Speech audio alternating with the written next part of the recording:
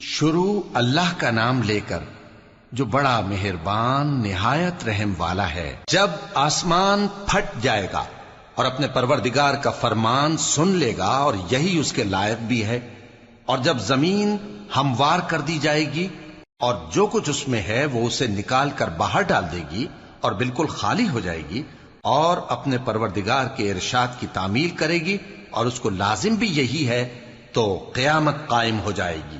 اے انسان، تو اپنے پروردگار کی طرف پہنچنے تک خوب تکلیف اٹھاتا ہے، پھر تو اس سے جا ملے گا۔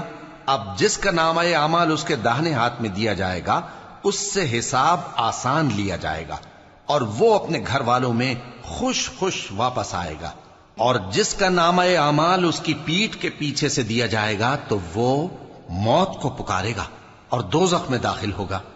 وہ اپنے اہل و عیال ہی میں مگن رہتا تھا، وہ تو خیال کرتا تھا کہ اللہ کی طرف لوٹ کر نہ جائے گا، کیوں نہیں؟ اس کا پروردگار تو اس کو دیکھ رہا تھا۔ سو میں شام کی سرخی کی قسم کھاتا ہوں اور رات کی اور جن چیزوں کو وہ اکٹھا کر لیتی ہے ان کی، اور چاند کی جب وہ پورا ہو جائے، کہ تم لوگ درجہ بدرجہ ضرور چڑھو گے۔ تو ان لوگوں کو کیا ہوا ہے کہ ایمان نہیں لاتے، اور جب ان کے سامنے قرآن پڑھا جاتا ہے تو سجدہ نہیں کرتے، بلکہ کافر جھٹلائے جاتے ہیں، اور اللہ ان باتوں کو جو یہ اپنے دلوں میں چھپاتے ہیں خوب جانتا ہے۔ تو ان کو دکھ دینے والے عذاب کی خبر سنا دو۔